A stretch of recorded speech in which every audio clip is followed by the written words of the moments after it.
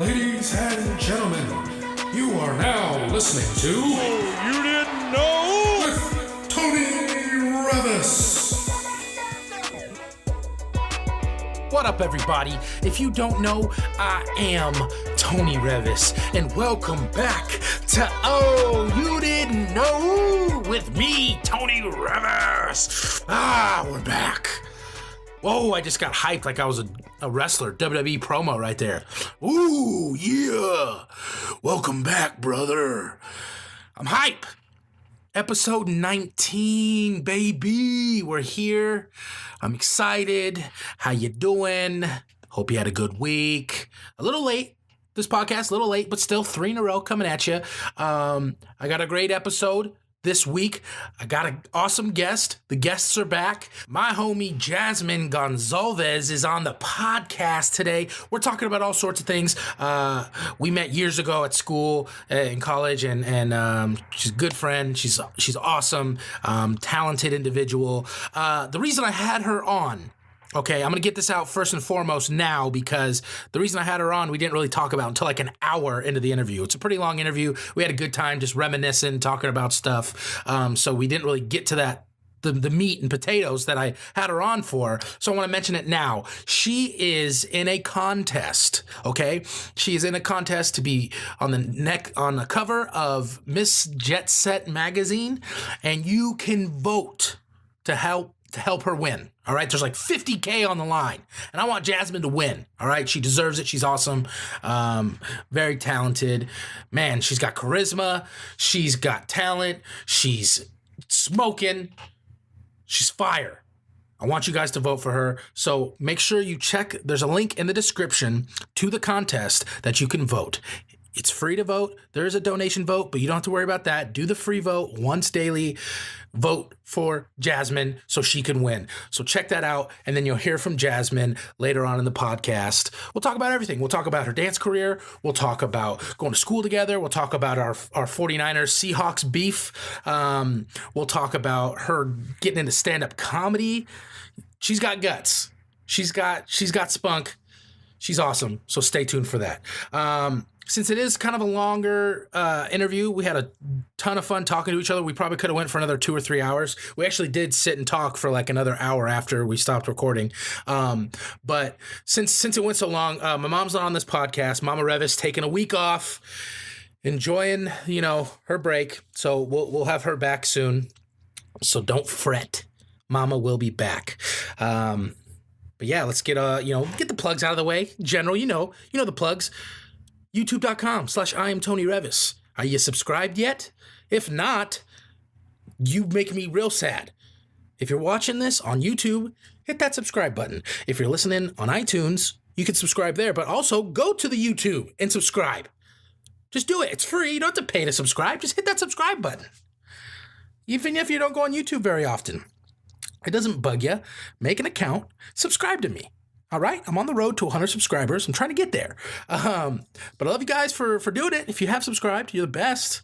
So subscribe there, youtube.com/iamTonyReavis. You can also follow me on Twitter and Instagram at iamTonyReavis as well. Good stuff there. But I'm excited to be back. Next episode's episode 20. So I got to do something big there. But this week, it's episode 19. And we're hanging out. Like I said, I got the interview coming up soon. But we're just going to chill for a sec. We're going to chill. We're going to chat. We're going to talk about whatever is going on. This is my time with you guys. Okay? What's been going on with me is that, like I said last time, spring training's back and the games have started. And even though the games don't count, I love watching the games. I'm at work watching baseball. And all is right in the world again. Shout out again to my boy Matt Haig playing for the Mariners. That's so cool to see. I mean, I had sleepovers at the Haig household since I was 6. All right. We go way back, and getting to see him play for my favorite team is so cool. Just wish him the best. He gave me a shout out on Twitter last week. He's the man. So I'm excited. Spring training's back. I'm ready for the real season to start, of course. But man, all is right in the world when baseball is on my TV screen. So that's what's going on in my world. Not much else going on. I'm trying to get, you guys have known, I've been in a little bit of a slump, but I'm getting back into it with the creativity. I've been doing some more writing, been working on the music again. Those days of just sitting doing nothing are behind me. It's grind time, and I'm back to 2018 being the year of Tony. Working hard again. 3 podcasts in a row. I'm going to keep it going. Next week, episode 20. Believe it. But this week, we're going to talk about, what are we going to talk about? There's something I really wanted to talk about. What was it? Oh, I know. Oh, I know. And a lot of you are going to be able to relate to this. My mom tagged me in something on Facebook. Okay, that's fine. It was funny. Me and her had a little back and forth on the comments. Great. My problem with Facebook, and generally with older people using Facebook, they don't know how to use it right, okay? We all know this. All right, I'm not hating. It's just true. Now, what I mean by this is my mom posted this thing and tagged me in it, and it was a little funny joke, and I was like, and I commented back, and then she commented back, and that's the end of it. But because people don't know how to use Facebook now, like other like relatives and people are just like commenting on it as well, but then it turns into like completely unrelated to the original post, and now it's just like a chat room, like that's not what it's for. Like, don't just go on a post and be like, hi Terry, and then she's like, oh hey, how's it going, and then now I'm just getting all these notifications. That's what the message app is for. Message each other. Blowing up my feed with nonsense. Can't stand it. And I understand, like me, I've been using it for years, right? And it's just like technology, I grew up in the technology age where, I'm just used to it. And you old folks, you got to get a grip, all right? Get a handle on Facebook and how to use it. Thank God my dad doesn't use Facebook. I don't know. He would never know how to use it, and he would be doing all kinds of stuff wrong, I bet. He would like make a post of something that he's just trying to like type on his computer or something and not know that he just posted that to the world. Or he would comment on his own posts, not knowing it's his own post. He'd be one of those guys where he'd say something. He'd be like, oh, I'm hungry. And then he'd comment like, yeah, me too. Even though he's the one that said he was hungry. He'd do stuff like that. Not that he's a dumb guy. He's very smart, but he just doesn't do technology. He had a flip phone, the same flip phone, for 10 years. I joke you not. Okay? He literally just upgraded like 6 months ago to a smartphone and just uses it like a regular phone, doesn't use any of the smart features. Doesn't need them. All right? And he knows he wouldn't know how to use Facebook, so he doesn't even try. I respect that. Just bugs me when I'm getting like, notification. Stop it! Just talk to each other. If you're just gonna have a conversation, don't involve me. Don't involve it on a post that I'm tagged in when I didn't want to be tagged on it. Or even worse is when I post something. If I post like a video and then my mom comments like, great funny video. Love you, son. And I'm like, thanks, mom. And then someone else will post like, oh, hi, Terry. Like on my thing. Has nothing to do with her. That is the worst. Am I being harsh? Sorry, it's just true. Go to an adult school night class and learn how to use Facebook. Stop bugging me with it. That's all I ask. That went too far. That went way, way too far. So I'm just going to get away from that topic. Another Uber story. I got tons of Uber stories. I'm not really going to tell a story, but this guy, we were just driving and a guy tried to like cut us off. And my driver was like, no, and honked at them. So then the guy went around us and like flipped us off. And I thought that was funny. End of story. That's it. I just wanted to share that. But I did get groceries the other day. And I got them delivered.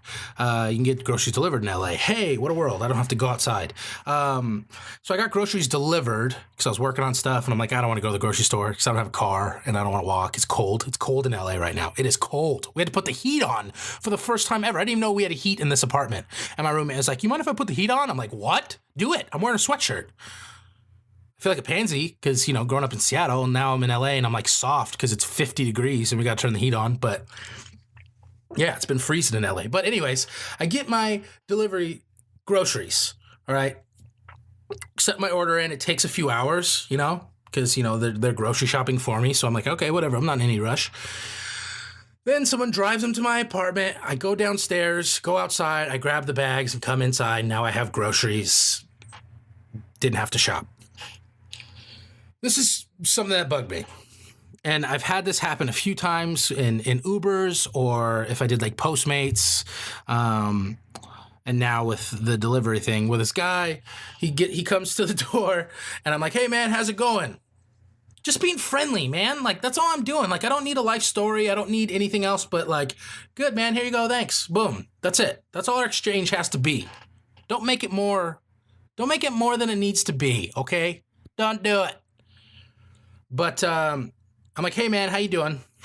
And he's like, oh, well, not good, man. My tips have been terrible today. Sounds like the cold weather makes people not want to tip. Like he's trying to guilt me into, giving him a good tip. Guess what? Now you're not getting any tip. Okay? First of all, I literally live 3 blocks from the grocery store. Like I could walk there. I do it all the time. It's just, it was cold. It was late and I was going to get a lot of stuff and I didn't want to like carry the bags. So I got it delivered. So, and he's not even the one that shops. This is how it works. I submit my order to the grocery store. They have people who work at the grocery store, bag everything up, put it on the shelves, and they're sitting there just waiting to be picked up by someone and then driven to my house. So it's like a 3-man team. I submit the order. Someone at the store puts it together, and then the driver picks it up and takes it to me. All right? So it's not even like he's doing that much. He probably he got out of his car, got the groceries, and he was probably at my doorstep in literally 4 minutes. Literally 4 minutes. Okay? And he wants to whine and complain about tips to me? Nope. And I always tip these people. I always tip Postmates and stuff like that. And I was going to give them a tip. I'm going to go crazy, but hey, you're doing a job. Here's a tip. But if you ask for it, not going to do it. I'm not going to do it. Get back in your car. Bye-bye. If you have to ask me for a tip, guess what you're not getting? A tip. So rude. It was rude. Like, people are tipping me. Like, that's not my problem. Don't complain to me and make me feel bad like now I gotta tip you. I told him, I was like, oh, don't worry, I'll tip you. And I didn't. So joke's on you. But it's disrespectful. Now, it's disrespectful not to tip. I get it. I get that's a little hypocritical, but not if like if you go to a restaurant, you get great service and you don't tip, you're a jerk. All right. Even if you don't get great service, like you still tip, like maybe you don't tip as much as you were going to, but you still like bare minimum tip. If they do great service, you tip more. But if it's, if it's not great, and as long as they don't like spill on you or mess up or spit in your food, you tip. I get it. But don't like come at me expecting a tip for this delivery. Bush League. Not okay. Not okay. I was like, guess what you're not getting, buddy? I came back inside. I put my pizza rolls in the freezer. And I didn't tip him. And that's his fault, okay? Here's a little lesson. Don't expect things, We're not owed anything in this world. We have to earn things. And he did not earn that tip with that comment, okay? Especially for not putting in that much work. It's not like he wasn't getting paid anyway. It's not like he did it for free. He's still getting paid to make that delivery. And he would have got a tip if he wasn't a jerk. So, a little lesson for you guys. A little life lesson. Don't ask for tips. Just do your job, do it well, and you will be tipped. Hopefully people will tip you. That being said, if you work in the service industry, respect, tip your waitresses, be good to them, be good to people who are helping you at a retail store.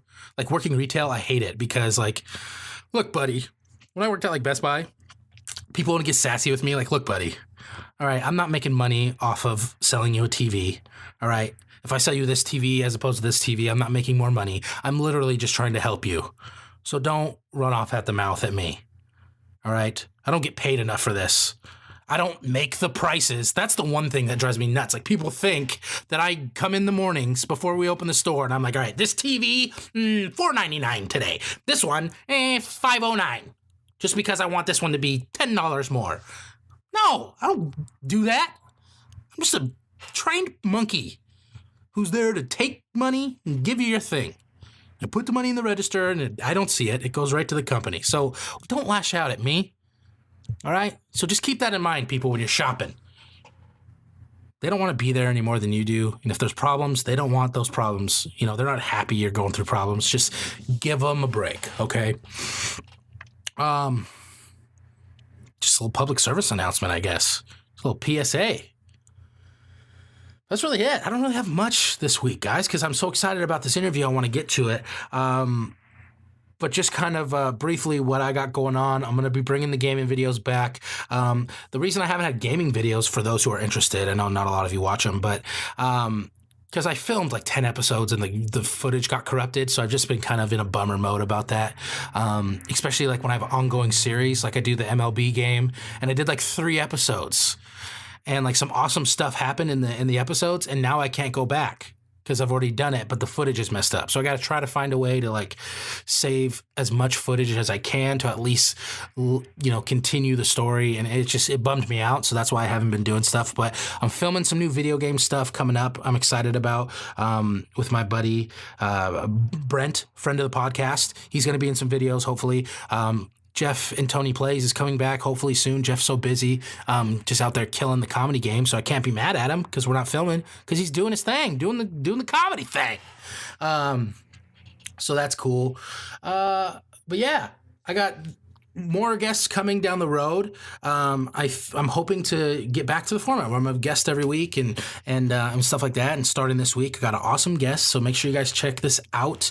Again, the link in the description for Jasmine's contest that we'll be talking about at the end of the podcast, or at the end of the interview. But I wanted to get that plug out now because we didn't really talk about it as much as I wanted to. So just quickly, go to that link, vote. You can vote once a day. Just do it real quick. Doesn't cost you anything. Just vote. Support my friend. She's awesome. So check that out. That's really it. I don't got anything else to say. This is one of the shorter Tony segments that I've done. But it's fine because we got a long interview with Jasmine coming up right now. So stay tuned. Psst. Hey. Yeah, you. Let me ask you something. You like to laugh? Yeah? Of course you do. So why not subscribe to my YouTube channel for awesome videos where I play video games? I scream, I yell, it's a riot. So check it out over on youtube.com/iamTonyReavis and laugh at my video game pain. It's also a great place to catch this weekly podcast. So don't miss any of the action. Head on over and subscribe today. Okay, bye. All right, welcome back to the podcast. I finally have a guest again after weeks of not having a guest. My homie Jasmine's here. What up, Jasmine? Hey, what's up, y'all? Go ahead and introduce yourself a little bit. Who you are, what you do, why you're here, that kind of thing. Cool. Yeah, well, my name's Jasmine Gonsalves. I go by Jazz. I'm from the Bay Area, California. Vallejo to be specific. Shout out to Neff the Pharaoh. Let's see. I am a dancer. I went to AMDA, Performing Arts College in Hollywood. And, yeah, But I'm not just a dancer. I like to consider myself as just an artist in general, entertainment specifically. But yeah, that's me. Right and I'm on. 24 on Lulu. Thursday. Hey, 24. Almost that birthday. Yeah, March 1st. 24. Yeah. Right on. It's a good one. It's a good year. It is. Because nobody likes you when you're 23. No, 23 was a... So then when you're 24, it's good. Yeah, 23 was an interesting year. Yeah. It was a year of growth, a year of, like, positivity, good things, Good. but... Yeah. I don't remember 23. Yeah. I'm almost 27 now. I did not know that. Yeah, and I turned 23. I was still in school, still at AMDA. Yeah. But yeah. When Well, did you go to school? I know this is supposed to be on me, but did you go to school before? I did. I went to 2 schools before I came to Did AMDA. you really? Yeah. That's so So, interesting. I was my first year at AMDA was my 4th year of college. Okay. So, Cool. but yeah, right on. Yeah. Bay Area. See, when we first met, we kind of had a beef because you're from the Bay Area and I'm from Seattle. Don't even. and Oh my God. It was right in the heat of the 49ers Seahawks rivalry. Like when they were both good and like you guys got the best of us that first year. Yeah, When we first definitely. met. So I was like, and you guys went to the Super Bowl. And I just That's why I was super and cocky. I hated you. Yeah. That's why I was super cocky and confident that we were gonna win, and Yeah. we fucking lost that Yeah. year. That was the year that Beyonce actually performed Right. too, Right. and they had that power outage. Yeah. It was Crazy. real. That I was know. like a really long wait. I was like, conspiracy. They're trying to, anyways. But yeah, so like we, Yeah. and then the next year we won, but I was in New York, so we didn't have that beef at that Yeah, time. I know. But man, That beef was real. It was real. I came And it's- back it's- to the dorms and he was talking mad shit. All I know. remember is just going in Urian's room and just being like super sad. I had Yeah. my like Niners beanie on. It was a sad I day know. for I've been me. there. Seahawks have been to 3 Super Bowls, and we've lost 2 of them. So like I know how that feels. Yeah. And we lost one. We were literally on like the 1-yard line, and lost. I feel like that was a really good game though. It was, but not. I hate it. I don't want to. And they show it all the time. Yeah. But like anytime I'm watching the Seahawks play, they're like, "Oh, remember this?" I'm like, "God, I don't need to see it again. It's ingrained into my mind." Yeah. It was crazy, but That was just a really good night. yeah. Me and Jules and Anna, that's when Anna lived. She had her own apartment. Oh yeah. It was, I think it was still first semester because I was in Yeah. the dorms Yep. still. It was. Yeah, It was in right at Vine. the end of first semester. Yeah, definitely. Wow, we were like newborn So long babies ago. in I college. know. That's crazy. Yeah. But we made a beer pong table Uh-oh.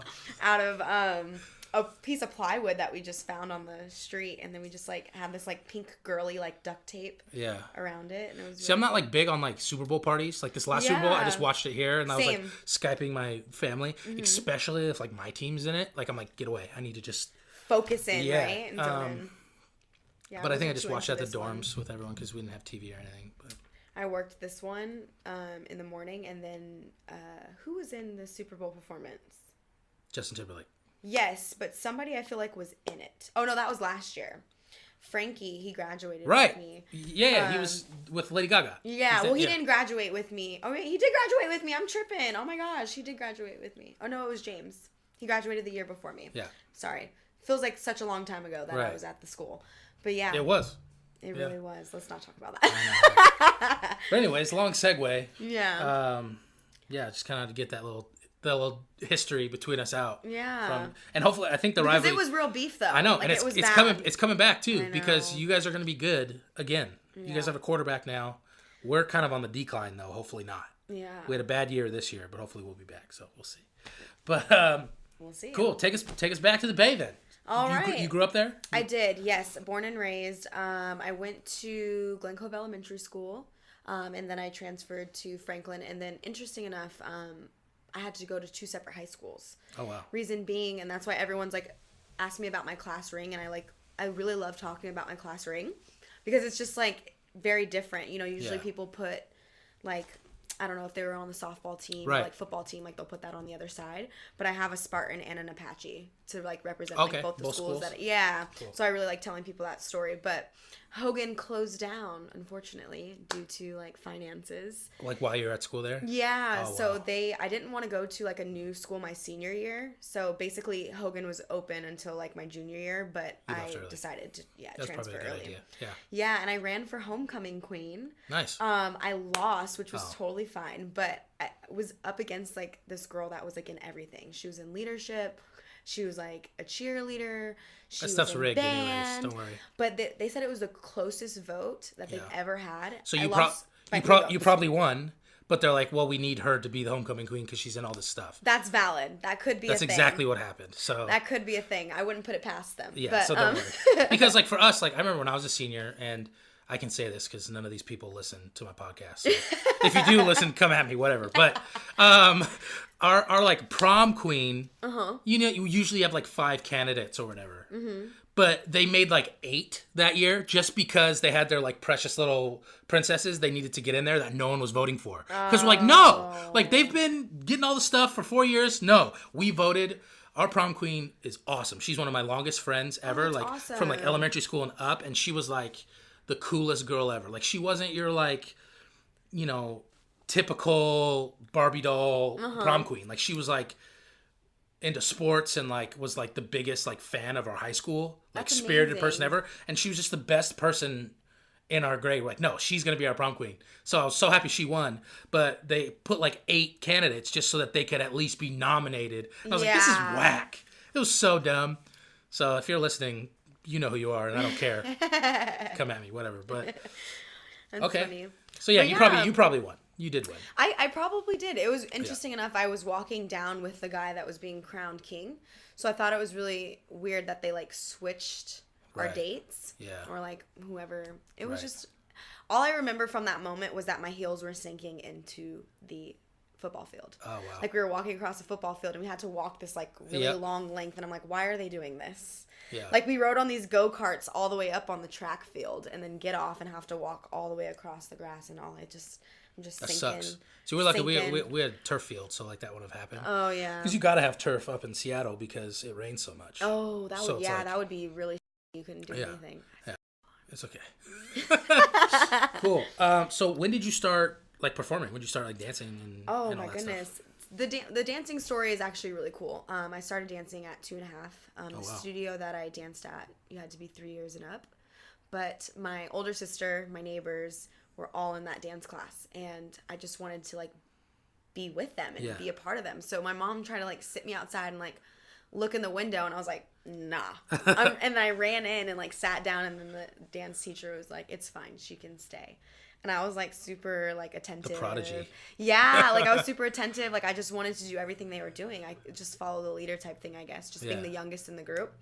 So yeah, that's how I started, and ever since then, like That's dope. just took off. I kind of have a similar story where like when I started playing baseball, I played baseball my whole life, and to play t-ball you needed to be 5, but all of my friends were a year older than me because of like just the people my family knew, and like my brothers had friends and they had like younger brothers and sisters who were like a year older than me, so I was always friends with a year older than me.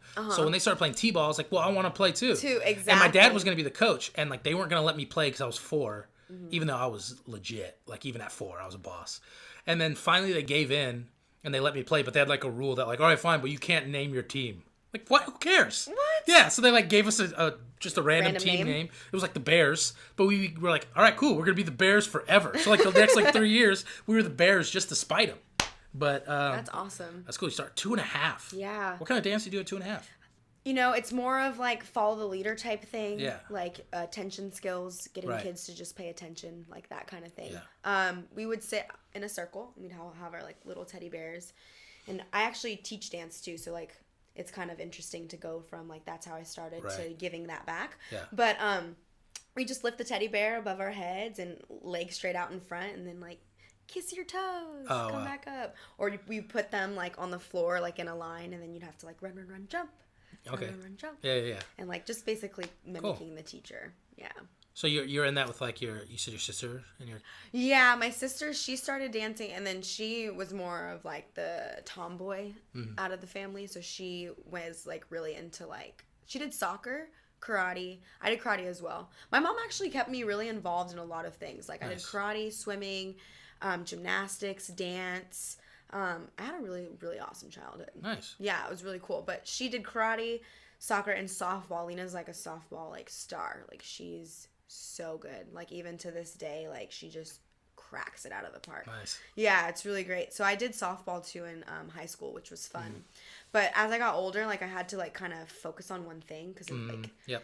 expensive and just like because I had to kind of just pick one thing. So I chose I chose dance. I did gymnastics all the way until 8th grade, I think. 7th or 8th grade. And then I just continued to do dance. And I kind of wish if I went back in time that I would have flipped it the other way around. Oh, really? Because I was really good. Like, I feel like I could have went to the Olympics. Oh, wow. Like, I was really, really good. Yeah. And that's, like, my strong suit. And I think it shows in my dancing, too, because I'm a very athletic dancer. Mm-hmm. So I think it goes back to, like, my gymnastics training and stuff. Right. Yeah. So how many siblings do you have? I have an older sister. She's about to be 27. And then my younger brother he just turned 15. Oh, wow. So you're the middle. I'm the middle child. Mm-hmm. Do you feel neglected? But I still feel like a baby. Yeah? Well, you guys have a age gap. Yeah. Me and Lena are 2.5 years apart. So I was like the little one. I was daddy's little girl. And then my brother was born when I was 9. Yeah. So I was still super independent. But I remember when my mom told me that she was going to have a baby, I threw myself on the floor. You were not with it? No. Yeah. I had a temper tantrum. Like, I was like, no! But then, I got really excited when we were in the hospital and we heard his, heart beating. And, me and my sister were, dancing to his heartbeat. I, vividly, remember that, memory. So, yeah, it was really cool. I was in the room when my mom gave birth to my brother. An image I will never forget. Yeah, I can imagine. Sure. Especially But it was life-changing. Yeah. I felt like it brought us kind of all closer together, Sure, too, which was really cool. But right on. The nurse, she, took his leg and shoved it to, his head and then took his other arm. And, oh, wow. Because they, I guess are testing, the baby's limbs just to make sure everything's working and not broken. But me and Lena were like, oh, my God. Yeah, take it easy. I'm going to break it. Yeah. Yeah, it was crazy. Yeah, right on. Yeah. Well, I'm the baby, so both my brothers were pretty close. They're 6 and 4 years older than me. They're real close. They're 19 months apart or something. Oh, wow. Real close. So they've always been close, same friend group, and even the way that their birthdays hit, they played baseball together because there's the May 1st deadline or whatever, and it's whatever age you are that day. Mm-hmm. So it's my oldest brother played a year down. Okay. And then my middle brother played a year up. Because the way their birthdays lined up, so they played together all the time. I was like, oh man, that's so cool. They got to play on the same teams growing up and stuff. So I was the baby, and then when they found out that I was gonna be a boy, my oldest brother was a wreck. He was crying because he wanted a sister. Yeah. Because he already had a little brother. He didn't want another one. Yeah. But I think that was the highlight for my mom too, is that she always wanted a son. Mm-hmm. So it was Marcus. He was not an accident, but he was definitely kind of a miracle in a way, because he just my mom had him really late, I think when she was 45. Wow. Which is really late to have a kid. Yeah. But okay, healthy woman. I don't even know. Great. She takes care of herself, so that's good. Right on. Yeah. So when did dance get serious? Dance, to be 100% honest with you, did not get serious until college. Wow. And the reason being is because I never had that intense training. Yeah. So when I was younger, I started competition dancing around, I want to say 7 or 8. And that's when I met my best friend, Jules, which you know Jules. Mm-hmm. Yeah. It was a really cute story how we met, too. She was observing a dance class through the window with her mom, and her mom's a Broadway dancer and all this stuff. So we were stretching, and we were sitting in my dancers out there were sitting in a lunge position, or any just athletic, and that was dumb. Any athletic person should know what a lunge is. Yeah. But yeah, I was just sitting there, and I noticed her looking in, because I could see her in the mirror. I just noticed she was watching our whole warm up, and I was like, well, what the f- is she doing out there? Yeah. Come on inside here. Right. So I just looked back at her, and I waved at her, and 2 seconds later, she came in the class and sat next to me and just started stretching. I was like, hi, I'm Jasmine. She's like, hi, I'm Jules, and we were literally best friends to that day. It was a really sweet story. Yeah, it's super cute. But yeah, started competition dancing, 7 or 8, and then all the way until my senior year. And I also did Tremaine dance conventions and stuff. So it was serious, but I never thought of it as a career path until senior year. And the reason being is because it was December. We were filling out our FAFSAs. They were asking us what college you want to go to. And I didn't have the best education. Anyone from Vallejo will know what I'm talking about. I went to a public school, just very low budget, so more of the teachers cared about just having the kids show up to class versus lessons and things. Right. So, I totally lost my train of thought.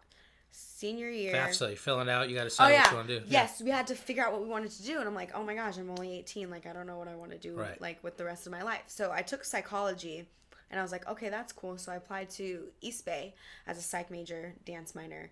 And then Jules told me about AMDA. And I was like, dude, that's unreal. Like, me as a dancer, I mean, I know I've been dancing my whole life, but to go to LA and Hollywood and dance, like, that's not possible. And just went to the audition in San Francisco at the Japanese hotel. And there's only 4 of us at the audition, so it felt very, like, not anything scary at all. Yeah, like, I auditioned in my life, but nothing for anything crazy. Like, I remember senior year I auditioned for a Disney cruise in LA, so that was like one of my first auditions. And then I also did like Tremaine auditions, so I had a little bit of a taste of it, but I didn't really I wasn't fully knowledgeable like what an audition was. Right. So I just kind of winged it. But the day of the audition was horrible. I had to drive out to the city. It was raining. I actually came the night before, but I was gonna like back out last minute because I couldn't. I know, we're old, but we're actually the cool generation because I'm going to bring up CDs. So, we don't use those anymore, ever. Yeah. Like, I don't think anyone ever uses a CD. No. We've gone back. Now it's like, I have a bunch of records because it's coming back around. Yeah, it's like I guess we picked up styles that our parents like and whatever. Yeah. But that's a whole different topic. Yeah. But my CD was not burning. Like, it wasn't burning my song, and I just was like really just upset. And I didn't know how to handle life. And the dude that I was dating at the time, like, he was just like, relax, it's gonna be fine. And I was just like, no, I'm not going. I like call my mom, I'm like, this is too much. So I ended up driving out there, and I stayed the night. I woke up in the morning, and I'm really glad I made that decision, so I didn't feel like super rushed to drive to San Francisco like in the morning. How far away from San Francisco are you?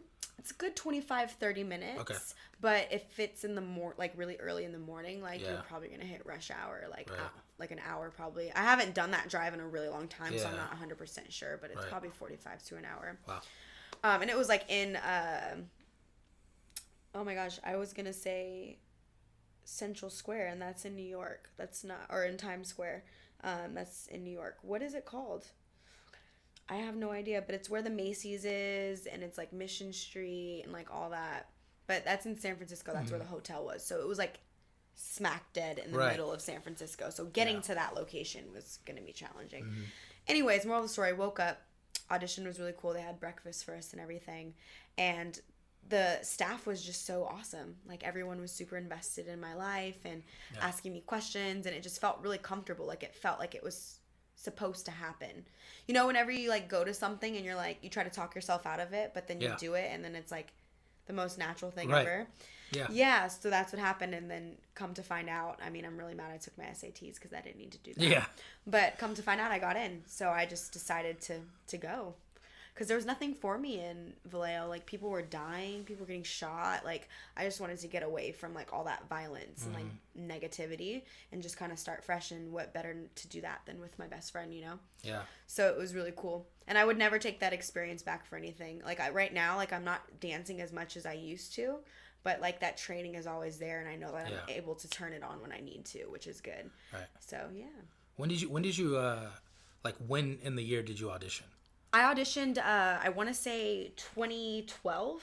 Because I 2011, because I got accepted in 2012. So like it was like in the fall? Yeah, because I graduated in 2012, so I auditioned in December. Yeah, because I like auditioned like in July and like started October. Like, it was like my quick. Gosh. Yeah, it was quick. You made that.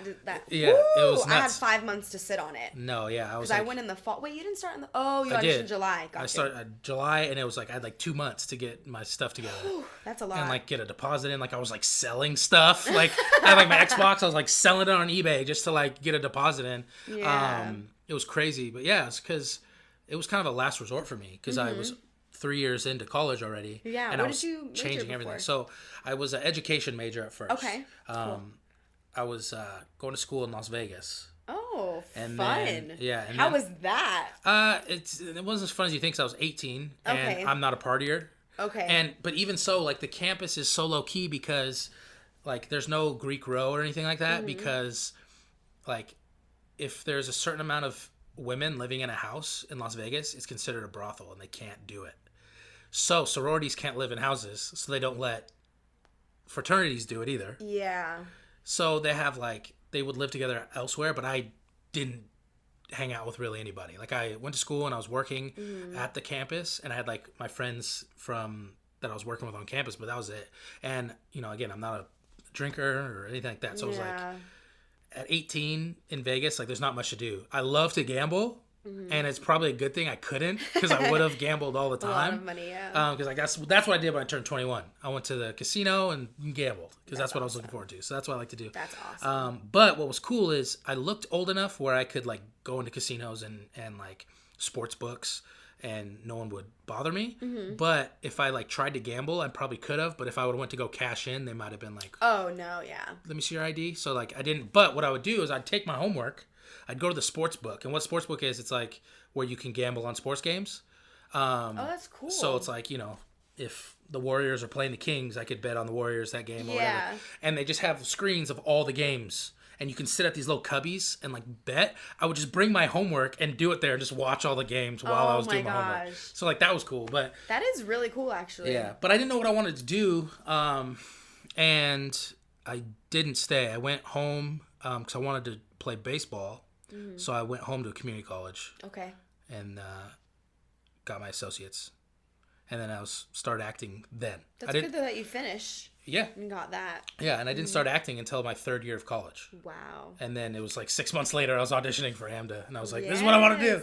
That's so cool. That's a really cool story. Yeah, it was crazy. Yeah. But you get to AMDA. So now it's like full on dance. For anyone who doesn't know the story of our school, it's performing arts college. Well, that's pretty much all you do. So all day, every day.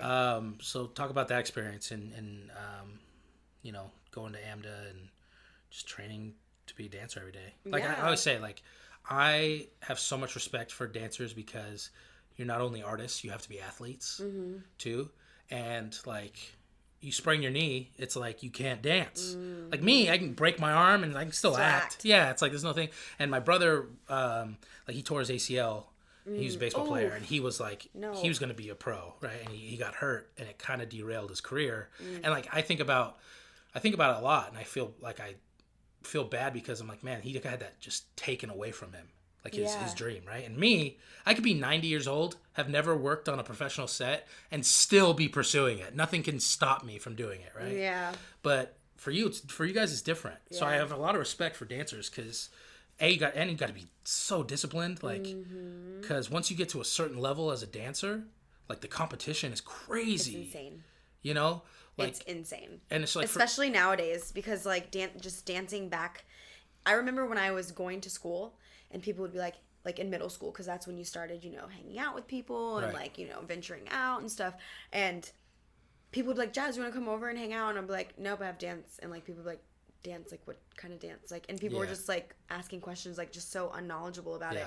And it's like, oh, I'm a dancer. Like, oh, that's tight. So you be on Instagram and the videos and all that. Like people are just, it's so relevant now. And it's changed it kind of in a good way. But for me, it took a different turn. It took the artistry out of it. And that's kind of one of the main reasons why I don't dance as much now, because I just felt like I kind of got robbed of my artistry in a way, because it's just so competitive now. It's all about like how many views, how many likes, everything and, like, needs to be that. viral, even though like you shouldn't care about that, and that's I don't really care about it, and that's why I don't like post videos and stuff like that. I mean, I should, because that's the way to be seen and all that kind of stuff, but for me it really robbed me of why I started dancing in the first place.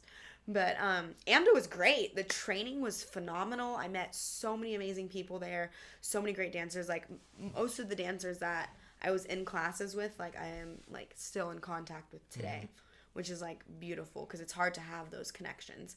My two best friends, Armando and Lewis, both in the dance program, started together. And Jamal, BFFs. They're incredible. Literally.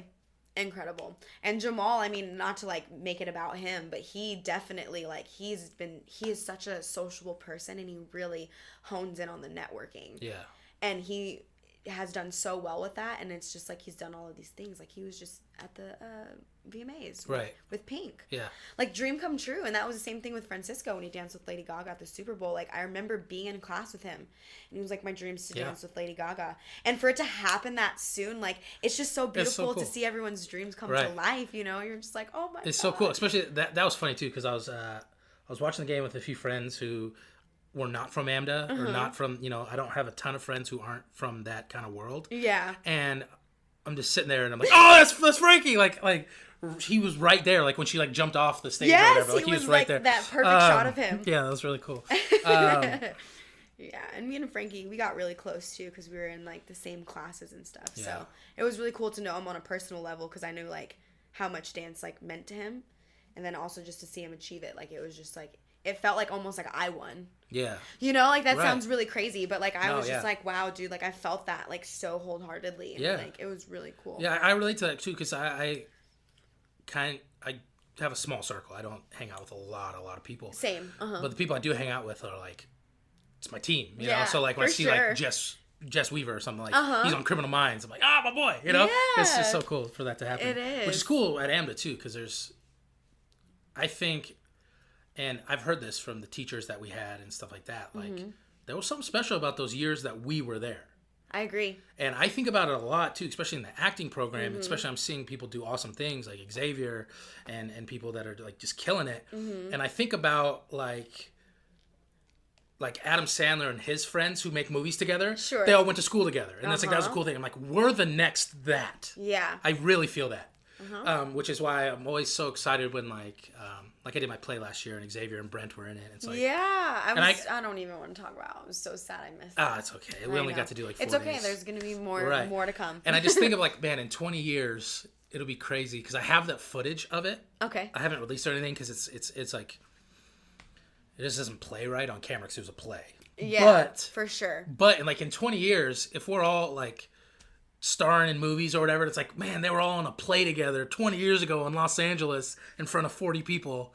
Like, I think that's a cool thing. But, I mean, that's how all people kind of start off. Like, you know, even a lot of famous actors, like, they barely get their big break. And then now they're this whole, like, huge icon that everyone looks up to. Like, the coolest thing and the most valuable thing that I've learned from AMDA is that, and it was one of my dance teachers that she was like my mentor like throughout AMDA, and I really looked up to her, and she was my senior director, which was really cool because we had that close bond. Danielle Jones, she always said everybody's journey is different, you know, so just trust in your journey and just trust in yourself. Right. And I just, like, for some reason, like, I put that on my grad hat and, like, everything, and I almost was going to get it, like, tattooed on me. And that's the hardest part about what we do. Yeah, is trusting in it. And it's patience. Mm-hmm. And I talk about a lot that I'm a big fan of Gary Vee. Do you know Gary Vee? I don't know. So you should follow him on Instagram. Okay. He's an entrepreneur, and he's a bazillionaire now, but, like, he's awesome. He's an awesome public speaker, and he's all just about like, just do it, do stuff. Like, you want to be on Instagram, you want to like have all these views and stuff, but it's like, did you put out a video today? Yeah. Did you like, how are you gonna get there? Like, the people that you look up to that have 1 million followers or whatever, like, they started where you were, but they just did it every day. But it's more than just that. But like, that's kind of his idea. Totally, and but like, I get what you're saying. Yeah, and his whole thing is about like, we all are so focused on like the light at the end of the tunnel, like that 1% at the end. That we don't like, that 99% looks so treacherous, the 99% of things we have to go through to get there, when really that's the fun part. That's if you don't love this 99% part, you already lost. You already lost. If you don't love what you're doing to get there, like, not to say that like it sucks, like, you know, I don't want to have a day job. I don't want to, you know, I want to be creating full time and like getting paid for it and stuff, doing this kind of stuff all the time. Yeah.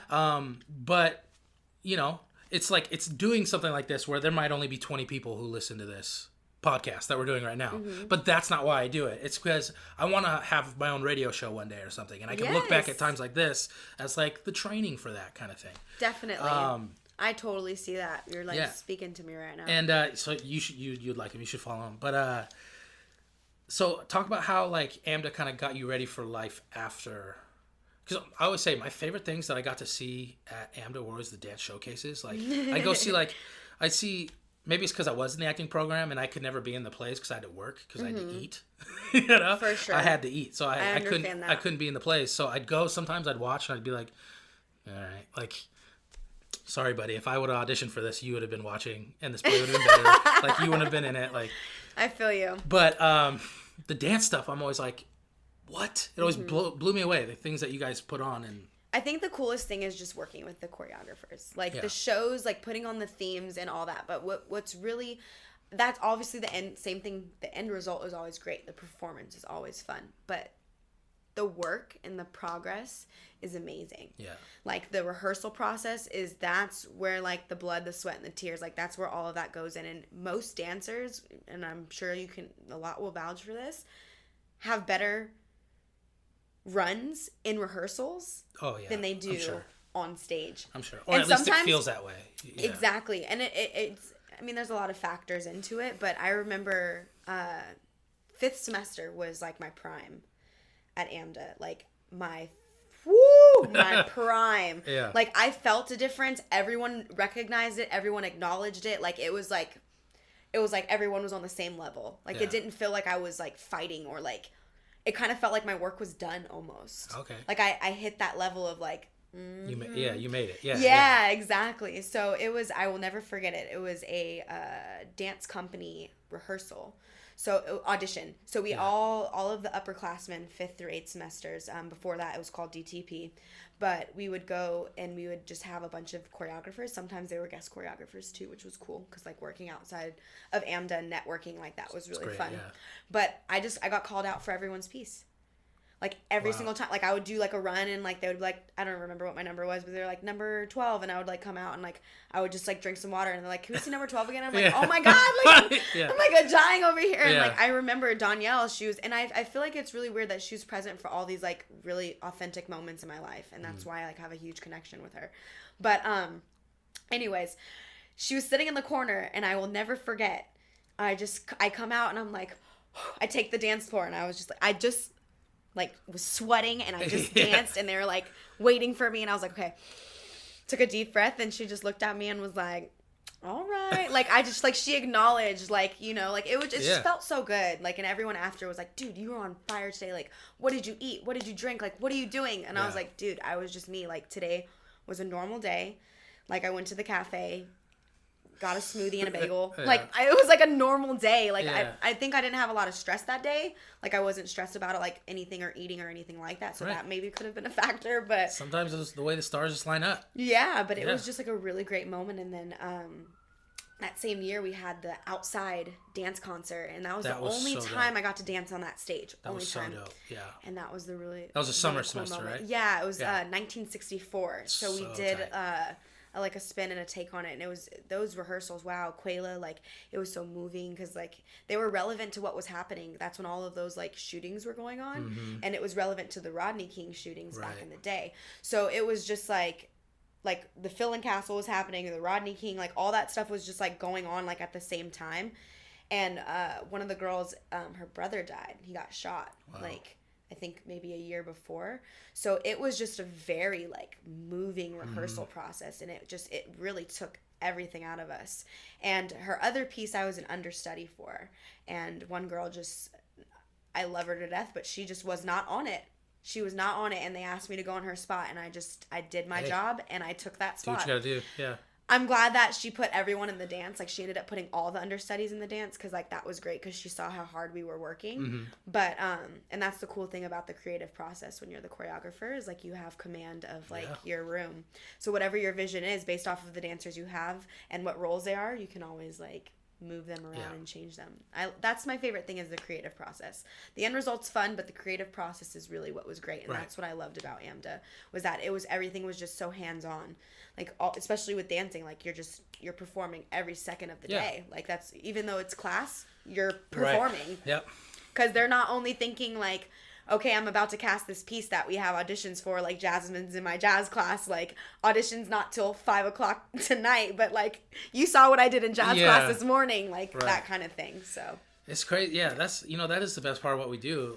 It's just like getting to start something, and like it's crazy how when you can like look back, like when you're done with a performance or whatever, and just be like for me, it's like, dang, remember when we like first sat down in chairs and read the script? Right. And now we're living it, right? It's crazy. It's a crazy thing, and I'm the biggest thing I miss about being in college. Like, I'm glad I'm out and I'm living and doing the thing, but like getting to do that on a daily basis, the consistency is like you overlook that. So many people are like, oh, I can't wait to graduate and get out of here. I hate it here. I rush the process so much, and it's just like, man, I would, and I was lucky because I wasn't 18.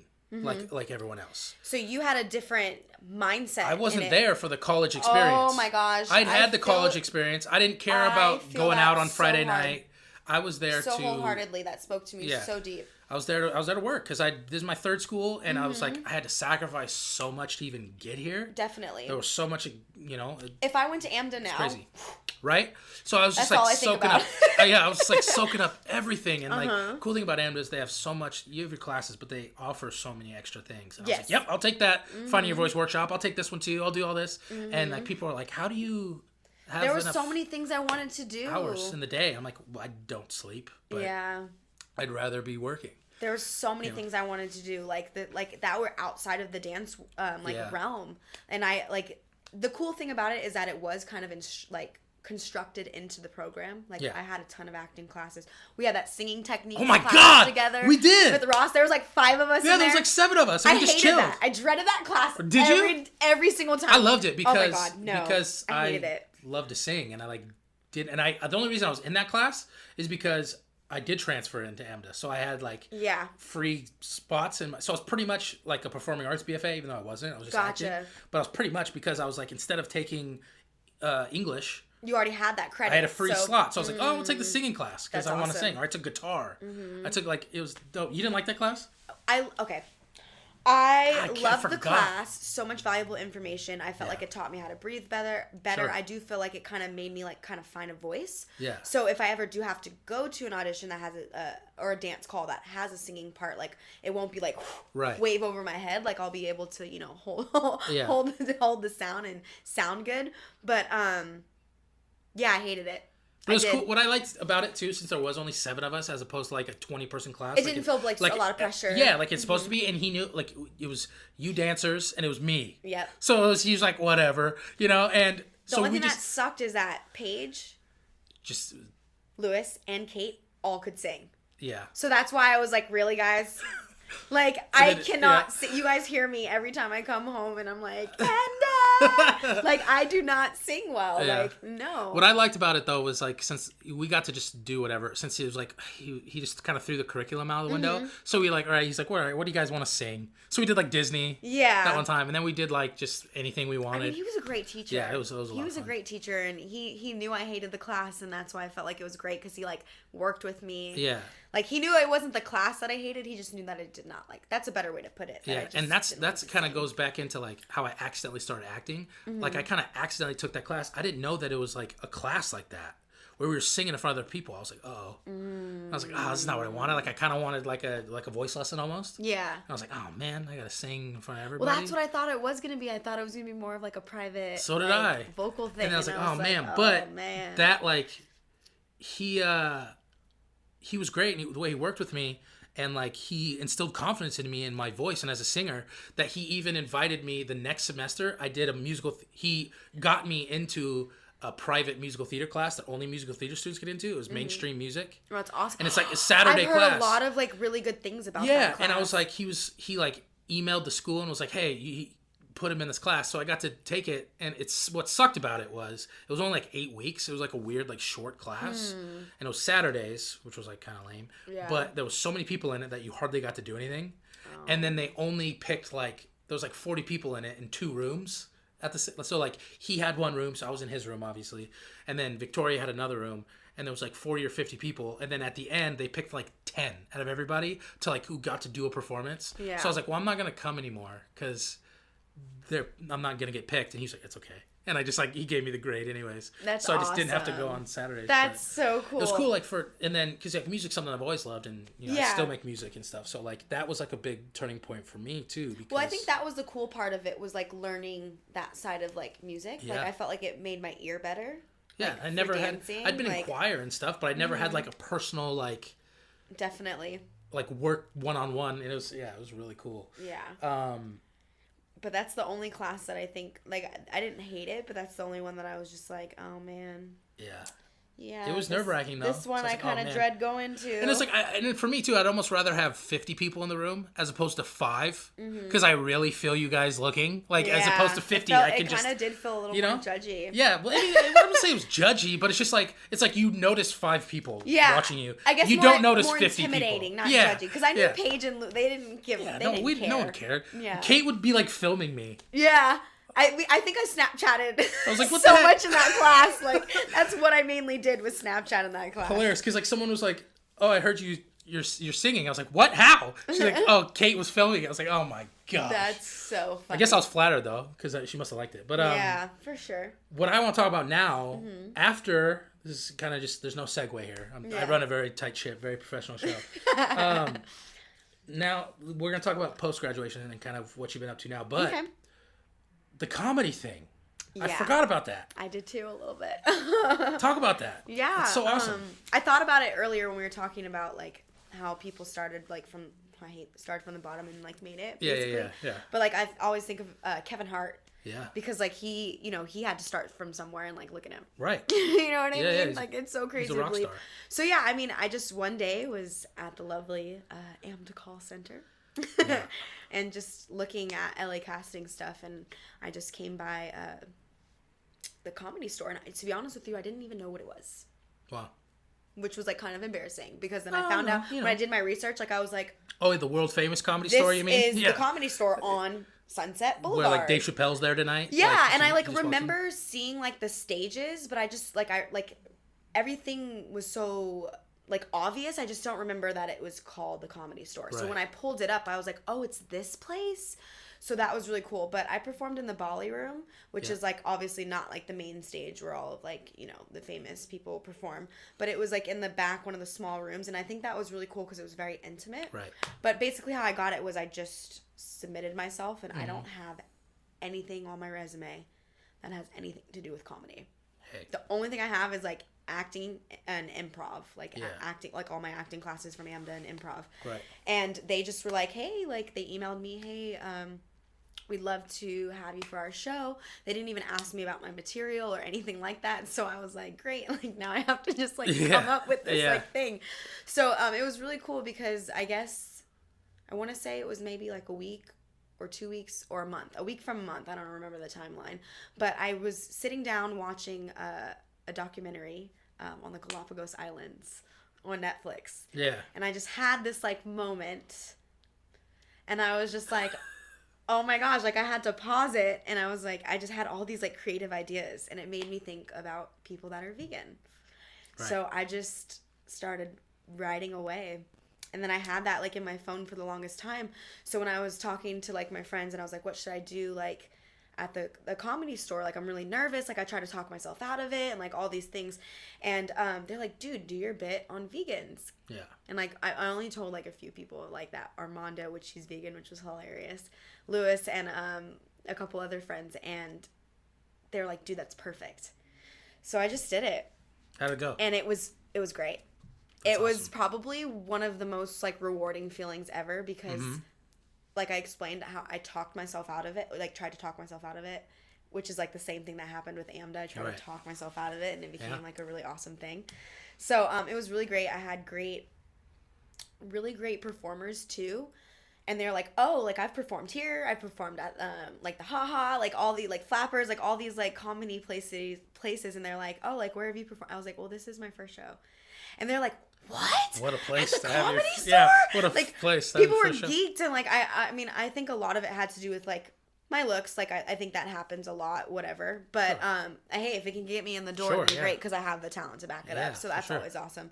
But I met a lot of great comics and people, and I just after that day a lot of life things happened and a lot of transitions, and like where I'm at now is like really great, but I just stopped writing for a while, so I didn't really like work on anything. I got invited to go back and everything, but I got so much good feedback. Like I guess one of Wee Man's like directors. Like I met Wee Man that night. Nice. And one of his directors was in my show, I guess. So when I came down to like, I saw him standing there. I was like, it's Wee Man. Like, I'm gonna say something, and like everyone's like, no, don't. I was like, what you mean? I don't say anything. Like I performed here tonight. I'm gonna say something. Yeah, right. So I like just like tapped him, and I was like, hey, like how's it going? And then like one of the directors was like, hey, weren't you just like performing in the Bali room? I was like, yeah. And he was like, dude, she was really good. And I was like, nice. That's felt really good because it was like a guy that's a director. Yeah. For like Jackass, like you know what I mean, like right. that's just really really cool. Like it just felt surreal. Like it didn't feel real. Like I didn't yeah. feel like it was my life, you know. Yeah. Like it was a really amazing feeling. Well, I gotta say, like I remember at work when you brought up that you're doing it, and I just immediately was like, "That's so awesome!" Like you got some stones. Yeah, I know it takes courage, guts, because it's something I've been doing for years, right? Mm-hmm. And it's tough out here to do because you don't really know your crowd until you step on the stage, right. And the thing is, that's the scary part. The reason stand-up comedy is hard in LA is because why?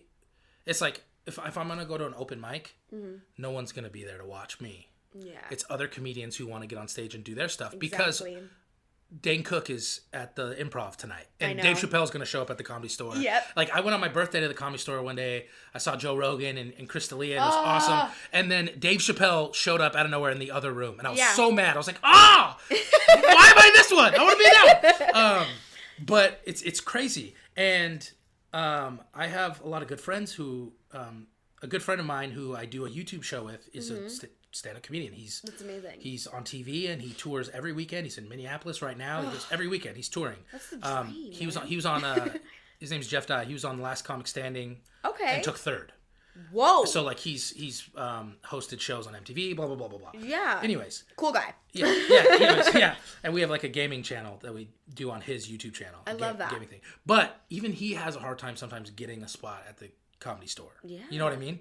So like the fact that like your first stand-up set ever, like I remember my first time I did stand-up was at like a community college in front of like 13 people. Yeah. You know? And it's like the fact that you have the guts to do it without any experience, because that's the like I'd have people ask like, well, I was sweating so bad. Yeah, and people would always like... It was so bad. I was perspirating. Like, I had to wear, like, a leotard because I was legit, like, if I wear a jacket on stage, like, I'm gonna sweat. Yeah. Like, especially because, like, the lights and everything, I was just like, I can't. It's scary. Yeah. And I had a lot of supporters in the room, which was cool. Like, because at the Comedy Store, you do have to have, like, a minimum. For those showcases, yeah. Yeah, for to actually perform. Right. Like, you have to have people come because there's, like, a 2-drink minimum. And, like, that's just how most comedy clubs work. Yeah. But, it was really cool because I did not know that my manager showed up because I invited all my people from the basement and he like texted me like super last minute when I was already there. So like we're sitting, like all the comics are sitting like at the like top where the bar is and like everyone's just sitting at the tables. So I literally walked past him to go up on the stage so I didn't even see him. And then I'm like 2 minutes into my set and I just look to my right and he's wearing this like bright orange shirt. I'm just like... I just look at him and he's like, right on, girl. And I remember like he bought us drinks after and he was like, dude, the fact you just walked up there, grabbed the mic and you were so confident. That's awesome. And I feel like it's a natural thing that I have because I'm really good with public speaking. Like even at AMDA, I was an orientation leader, you know, ever since second semester. So like I don't really have a problem like talking to people. Right. And I had a really awesome crowd because there was like a bunch of girls sitting in the front row. And as much as sometimes girls fight and whatever, like they were really supportive of me, and it felt really good. Yeah. Like it felt really, really good. Like everyone was laughing, and like I had like an older couple like sitting at a table. Like it was actually a couple older couples sitting in the corner, and they were definitely different age group. Like you could feel like their energy. Yeah.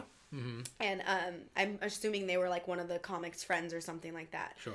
But it was just really cool to see everyone go up and do their thing, and then for me to go up and then just have like, because I was the last person to go because I was waiting on a friend to come so I could actually perform. Yeah. And when I got done, there was one more guy that went up after me, and everyone came up to me after and was just like so supportive, and they only gave me one like note, and I will always remember this, and it was a woman that gave it to me, and I respect her so much for it. She told me, be careful what you wear on stage because you want people to like you and remember you for your jokes, not for what you're wearing, because she said you're effing hilarious, girl. Yeah. And like that really like made me feel some type of way because I wasn't necessarily trying to like look good or look anything. Yeah. But I was wearing like an American Apparel leotard that did show some like side boob cleavage. So when I was laughing and getting into it and I was moving around, so was my leotard. Yeah. So if it was like if I secured it properly, like I'm sure it wouldn't have been a problem. But because I was moving, like I almost gave them the famous hip slip. So. Yeah. But yeah, it was great. It was great. That's awesome. It was a really good night. Do you feel like it's something you'll continue? It's definitely something I want to go back to. I need to find that motivation to write again. Yeah. Well, you have the personality for it. Oh, definitely. So. And I'm going to I've been taking bartending classes and I kind of took a break for a while. Yeah. And everyone told me like that's my like natural like habitat. Sure, yeah, you'd be great at that. So I think that once I kind of get back to that like confident level of myself and just being very outspoken with other people, like I feel like I'll be able to kind of get back to that like moment where I was like writing and doing all these things. Because even though AMDA was a lot of like great experiences, I don't think I actually, this is kind of way going back to something we already talked about earlier, but this is something I wanted to mention was that I was so distracted by a boy, obviously, but like I was so distracted. I wasn't really focusing on like myself like as an artist. Like of course I was like in class and stuff, but I wasn't taking that like extra time outside of classes to like do stuff. Life gets in the way. And also I lived so far away. Like I was one of the few students that did ever since third semester lived off campus. Yeah. So I wasn't in that AMDA community, if you will. Right. Where you could just wake up or leave your dorm room and go to dance class. Like once rehearsal was over, it was 11 o'clock. Like I was headed home because I had to be back at 9 a.m. You know, so I was definitely working that grind. But I wish if I could go back and do it all over again, I wish I would have just invested more time in like myself, you know? So I feel like I didn't realize how bad the relationship that I was in really screwed me over. So it took a lot of like healing and time to like get to like back to the person like who I am. And I didn't realize that I was going through like depression. Like I didn't know, like I knew that depression was a real thing, but I didn't think that it was happening to me. I didn't think it was real. Like I just thought like I was sad. Like I just in a funk. Yeah, I was just like, oh, you know, stuff happens to people all the time. There's, you know, people starving in Africa. Like get over it. Like life's fine. But I really went through like a bad time, and I didn't. And I think a big part of that is the stigma behind it, and that's why on my podcast I'm very open about like when I'm going through it. Oh, for sure. I'm very open with my audience because I want that even helps me kind of get through it. So if I'm like, you know, because there's like I try to do this every week, and there's been times where I'm like, oh, I didn't put one out for like 3 weeks, and it's like, oh, well, that's why, you know, and then I'll like get to talk about it. But I think it's you know, which I'm happy it's starting to kind of things are starting to turn in society where it's like it's not okay to not be okay. Yeah. Right, and it's starting to get that way with people like Logic. I'm a big fan of Logic, the rapper, and like and like he's a big component to that. And like I think like I've been listening to a lot of Kid Cudi lately. I actually talked about this on my podcast last week. I'm like every time I listen to Kid Cudi, I always have to like take a step back. I used to be one of my stand up bits. I listen to Kid Cudi. I have to like wait. Am I sad? Because every song Kid Cudi's famous for, like his like hits, are him talking about how he's miserable. Yeah. And then like we always like, oh, it's just whatever. He's just rapping. But then he goes to a hospital 2 years ago because he's like, no, I'm depressed. And like people are like, whoa, and that's not okay because he's got to be macho. He's got to be a rapper, and it's like people, you know, it's not okay to not be okay. And it's like, I think, you know, it's good to talk about it. It's okay to not be okay. And when you can talk about it and be open about it, it helps things. And I think now as a society, we're starting to turn over that new leaf a little bit where it's like, look, like I'm sad and I want to talk about it. It's okay. Like, you know, too much. Like people are just like, no, I got to bury that. Cause I'll look like a punk if I, you know. That's what I always did. Like it's not that I didn't want to, like obviously for my friends, it was different. Like they probably want to like, you know, cut my head off if I was still talking to the same person because like they knew how bad it was affecting me, and like it was just like anytime I would mention like conversation about it, like they're just like, oh dude, like I'm over it, like you know what I mean, like so that's obviously different, but it just even after the fact it took time to like grow from that. So it's like letting someone go is one thing, but then also like having that personal time to get back to yourself and grow as a person is just as important as letting that person go. Sure. So it's like that, because I kind of jumped into a relationship too after I got out of that relationship, which wasn't the right thing to do, but it felt right. And I'm all of a type of person that like is like a go with the moment type thing, especially because I try to talk myself out of stuff a lot of the times. Yeah. So I did that, and I broke up with that person because I realized that I wasn't getting what I wanted, which was to focus on myself. And now me and him are like best friends. Good. Better than we were when we were dating. And it's just, I feel so good. Like, I feel like I'm getting back to myself. Like, I turned into an introvert. Like, when people would ask me to go, and that's totally, that's totally not me. When people would ask me to go out and, like, do things, like, I didn't want to do it. I just didn't want to be out and be social with people. Like, it was just, I just wasn't, like, in the mood to do it. Like, I knew I would be a sourpuss. Like, I knew I would, like, make the energy bad. Wow. Yeah. Yeah. And I'm all about positive. I'm all about positive energy. Because I'm the opposite. Like I am an introvert. I'm an extroverted introvert. So it's like if I am out or if like I'm at work or whatever, like I'm very talkative with people and it's fine. But like I'm cool just staying inside. Like I don't need to go out, you know. Yeah. So I'm like the opposite. But yeah, you're definitely. But I would like, and it's not even like just going. Like I would talk myself out of things that would have benefited me. You know what I mean? Like I would literally be like, I'm not gonna go. Like I'd rather like stay at home and like watch Netflix. Yeah. Because I didn't realize like I was actually like depressed. Like there was something wrong. Well, yeah. It wasn't. I didn't not want to go. Like I wanted to go, but something was like not letting me. And, like it was weird. Yeah, and like identifying it and like almost like naming it. Yeah. Is like kind of the first step of getting over it. Yeah. As opposed to just being like, oh man, like.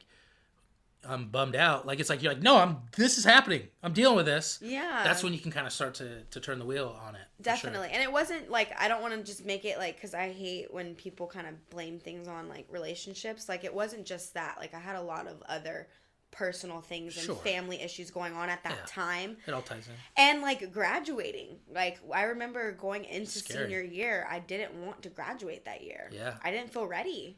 I personally did not feel ready. Like, I felt like everything happened too fast. Like, I was waiting to get to this moment, and then it was finally there, and I was like, no.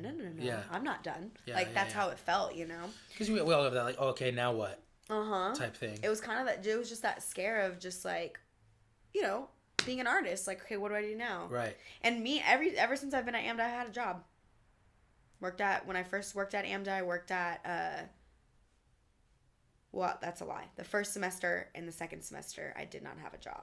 But I got a job. When I moved back and lived in my apartment, my mom was like, oh, you better best believe you're getting a job. Yeah. So I worked at Jamba Juice, and then having a job outside of work was just too much.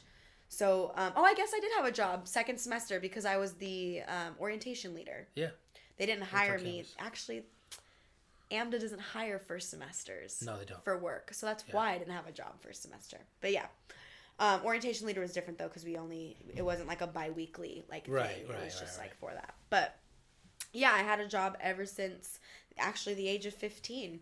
So I know how it feels to like work and go through that grind, kind of like how you were mentioning earlier and how you were able to just not sleep. Right.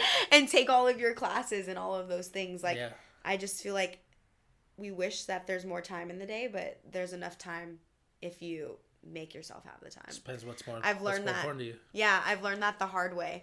Like, I'd just be like, there's not enough time in the day. Like, there's so many things to do. And you just have to get up and do it. You just have to kind of, like, hard. Not plan your day out, but you have to, like, give yourself, like, time to do things. Like, I monitor myself on social media. Yeah. Like, I give myself 30 minutes to look on social media, and then I put it away. Good. Because it's toxic. Yeah, it is so toxic. It is. I would be on there for hours. And I'm doing what? Nothing. Scrolling, liking. Dog videos. Yes. That's all I watch. And I'm like, what am I doing? I should be writing. It's the best thing ever. Just do anything else. Yeah. It's so frustrating. Yeah. Okay, we've been going for damn near an hour. And we can't stop this without talking about what's happening right now. With you. You're right. It's big. It's kind of the whole reason I had you on. Yes. And we've waited this long to get to it. Sorry, but I'll mention it before. Definitely. At the beginning of like my segment. But you're moving into a new game. I am. The modeling game. And talk about that a little bit. Modeling's always been like a love for me. Like my mom put me in modeling when I was younger. Like I modeled for Toys R Us. Like I did that at a really young age. And I had an agent when I was really, really young. But as I said, I was involved in a lot of other extracurricular things. So that kind of just got put to the side. Sure. And then I started to really realize like my potential as a model. And after graduating, I was just looking for anything creative to do. So Brent, our really good friend, and my friend Steven, they take photos of me a lot. Yeah. And it's cool. Yeah. Oh my gosh. I love working with Brent them. did all my, for the new year, I have like new assets for the podcast and like stuff. So he did all that stuff. Yes. Yes. And like my album and stuff that I'm working on, like that stuff. But yeah. We're actually planning. Yeah, we're planning a shoot. He's watching Black Panther right now, and we were supposed to meet up earlier, but it's fine. He's gonna hate me for mentioning that. But yeah. So I just got an email. I come across these things so randomly. It's the way. It's the best way. I know. I got an email and it was like, enter a contest to be the next Miss Jet Set of 2018. I was like, what's this? Yeah. And my mom used to read Jet magazines. So like immediately like from the name, I knew it was like a magazine. Like I don't know if it's the same one, but I do know like it's a magazine. And Jennifer Aniston's been on it. Like a lot of there's more names, but there's a lot of people that have been on it. So I was like, okay, this is obviously like a credited like thing. Like it's not fake, it's not a scam, it's not whatever. So I just basically uploaded my photos. There's like a Q&A about like what I would do with the $50,000 and like. Yeah, let's talk about that first before we go there. Like what is so you're in, it's like a contest. Basically. To be on the cover and to win $50,000. Hey. And do I'm assuming the photo on the cover would be coming from the private photo shoot. Sure. But they'd fly me out on a private jet. Wow. Meet with famous photographers. Ballin', yeah. Amazing time to network. And I was like, what I explained to them in my Q&A was like, for me, like if I won this opportunity, like the money would be, I'm not like, obviously when you hear $50,000, you're like, oh, like what? Yeah. But like for me, like it's not about the money. Like for me, it's more about launching my career. Sure. Like this would be like a perfect like way to get me into the modeling industry. And I always got shunned away from it because of my height. Like I'm 5'3", 5'4", you know, I'm not your typical runway model. I've always dreamed of it. I've always wanted to do it as a little girl, but I kind of let people talk me out of it just due to my height. So, that's basically what it is a contest. There's a bunch of different rounds. So the first round was more of like social media, like a round of just having like your friends vote. And there's like a separate portion where you can donate. It is like for a cause too, which is great, but I don't know how much, if those votes weigh more than like the regular daily votes. So I didn't read too much into it. But I'm mainly just doing it for the exposure, like just to get out there and like just have people, you know, see me. And, I haven't advertised too much. I mean, I put it, Instagram is my highest like handle. Yeah. So that's where, you know, most people that don't even know me, like follow me so they can like see that stuff. So I'm just kind of like trying to spread the word on my like Instagram story. And then obviously on Facebook and Twitter, like sharing it. That's like my only there's a few days left, right? Yeah. So this is round 2. There is a few days left. So basically to break the fourth wall a little bit, we're recording on a Friday. This is going to come out on Monday, I think. So there'll probably be like one day left. Mm-hmm. So get out there and vote. Mm-hmm. Link is in the description of the video and of the podcast. So you can go and vote. But yeah. And it's a daily vote. So you can vote every 24 hours. Yeah. So if you voted like, what time is it? Like if you voted at 10 o'clock right now, tomorrow at 10 o'clock, you could vote again. Yeah. Gotcha. So you don't have to do the, I mean, if you want to donate, you can. Like obviously that's great, but that's a hard thing to ask for people, you know. And like these are fire. Yeah, those are, and I have to say most of those photos are definitely, some of them are my headshots because I wanted to have some professional like, you know, face photos on there. Shout out to Tajana, my girl, Garage 26 LA. She's great. Get your headshots done by her. But those Steven, and then I don't know if there's any photos of Brent because me and Brent shot a little bit when I was younger. Okay. We haven't shot in a really long time, but most of those photos are from Steven, and then another guy, his Instagram handle, his name's Mark, but Dirtbag Mark. He has like a lot of followers on Instagram, and it was really cool to shoot with him. He's a Bay Area photographer, so I went back with him, and those are the most recent photos that I've taken. So yeah, that's just I'm just trying to just go for things that are available to me. And, right. you know, if this were to happen, like, that's a dream come true and that's amazing. Like, that would be so awesome. Sure. But just the experience is great. Like, just to make it through the first round, I didn't think that was possible. Yeah, that's awesome. Like, I'm representing West Group 18, which is like the west side, basically, of like this area. So just to make it through the first round and you're probably in the toughest group. Like, yeah, all the chicks from like if you're in Oklahoma, you'd be killing it. You know what I mean? But you gotta like. There's probably like, you know, professionals like well, who and have been people like who have like probably like that are killing me on Instagram exactly, followers. yeah, You know what I mean? got, like, so 50, they're just reaching more people than me. So that's also so you're killing. So make sure you go check it out. Vote. Yeah. But my goal this year, the Q&A is just piggybacking on that. Real quick. It's really cool if you read them because you learn more about me and like what I would actually do with the money. Sure. So that's really fun. And then the main reason why I'm excited to do this is because my goal of this year is to be signed with a modeling agency. Mm-hmm. And I definitely believe it's possible and it's going to happen. Like, there you go. I'm going to make it happen. However it happens, it's going to happen. But that's starting off, I think of my birthday as the new year versus like the new year. It doesn't feel authentic. Like when I was born on this day, so this is my new year. Right, yeah, you know? yeah. So for me, like that's kind of where like luckily it's in the beginning of the year, so it feels kind of part of the new year. But for me, that's kind of my kickstart. And my plan is to do a photo shoot, like a bomb photo shoot. Obviously I want to do like more, but like have one solid photo shoot that I put like a lot of thought and creative process into it. And I'm gonna make a 12-month like calendar, if you will, but I'm not gonna like publish it. But those are gonna be like my 12 shots. I'm gonna pick my best 12 shots from each month. Nice. And that's how I'm gonna submit it to the agency. So I mean, actually it wouldn't be 12 because if I want to do it by the end of the year, I'd have to throw in some old shots and stuff. But even if I have to wait till next year in March to have it, it's gonna happen. So that's kind of what my like focus is of this year, and obviously getting back into writing. And I do need to get my butt back into dance class. All right. But you got a lot on your plate. Finances. That's good though. You're hustling. You're doing a lot of different things, and that's that's what I try to do. I try to stay busy with all kinds of stuff. So that's awesome. Now I'm gonna let you go, but I got one last question that I ask all my guests. Last question I ask every time.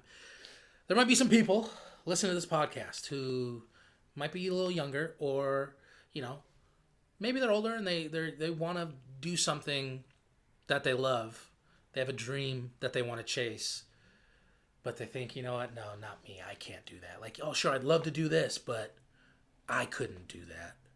Whether it's to be on Broadway or to be a doctor or anything. What do you say to that person that's listening right now who might need some advice? Off the top, honestly, believe in yourself. Trust in the work, trust in the process, and trust in the journey. If you do those 4 things, you can do anything in life. You really can. I have friends that literally come from nothing, and they've made something of their lives. And it's so beautiful to see that happen, because regardless of how you grew up in this day and age, I hate when finances are a problem. Like when people say I can't do something because of money. And that's, for us as millennials, like that is really kind of the issue sometimes, is I can't afford it. I can't do it because I can't afford it. You trust in the process and patience.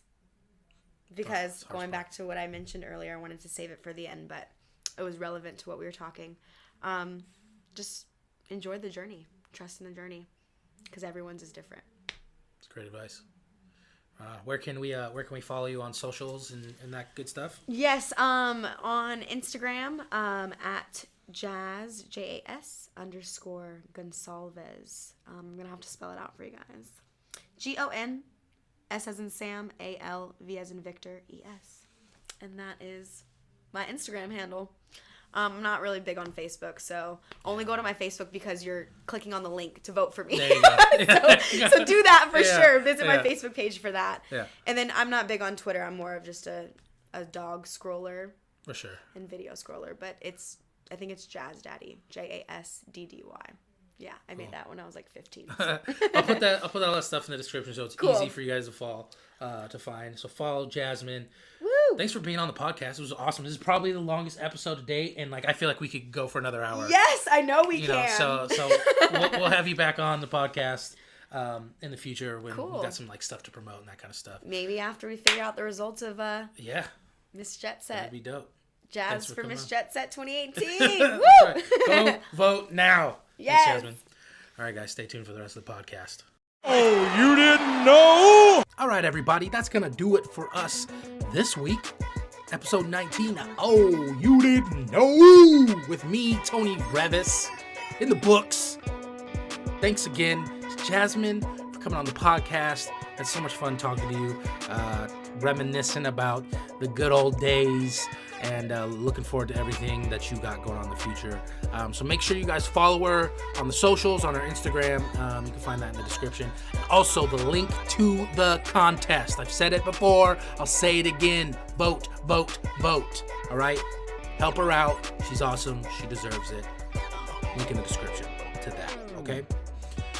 Also, make sure you follow your boy on Twitter and Instagram at iamTonyReavis, and make sure you're subscribed to the YouTube channel. How many times do I gotta say it? I say it 1,000,000 times an episode. So are you doing it yet? If you are, love ya. If you haven't, fix it. God, working hard out here. Working hard for that sub. So subscribe and tell your friends. Invite your friends to the show. Let them listen. If they're at work and they need to kill an hour, listen to your boy on the podcast. If they like video games, I got video game videos. You know, I'm doing the music stuff. I'm gonna eat bits soon. I got a lot of good stuff coming, guys. So make sure you subscribe to the YouTube channel and tell your friends. youtube.com/iamTonyReavis. All right, you're not gonna want to miss it. Also, if you're listening on iTunes, subscribe there so you know when the episodes come out. Or from my SoundCloud folks, soundcloud.com/OYDK Podcast. I love you guys for listening. Subscribe there because we got some good stuff coming. Next week, episode 20. It's going to be a big one. It's going to be a big episode. So you're not going to want to miss it. All right. Am I going to have guests? Maybe. Is Mama Revis coming back? Maybe. Will it be The Rock? I don't know. Let me just tell you this. Do you smell what The Rock is cooking? Are you going to smell it episode 20? Probably not, but it's going to be a big episode nonetheless. So make sure you guys subscribe, on iTunes, on YouTube, all that stuff, so you can stay tuned for next episode. It's going to be great. But thank you guys for listening. I love you guys so much. You're the reason I do this. All right. It's so much fun getting to share with you guys. And when you guys, hit me up and say, that you're listening, I love it. So if you're listening to this, shoot me a text, shoot me a tweet, hit me up on Instagram and let me know, because I appreciate you so much. But that'll do it for this week. Can't wait to see you next time. Hope you guys have a great week. Hope you guys are killing it in 2018. Right? We'll see you down the road.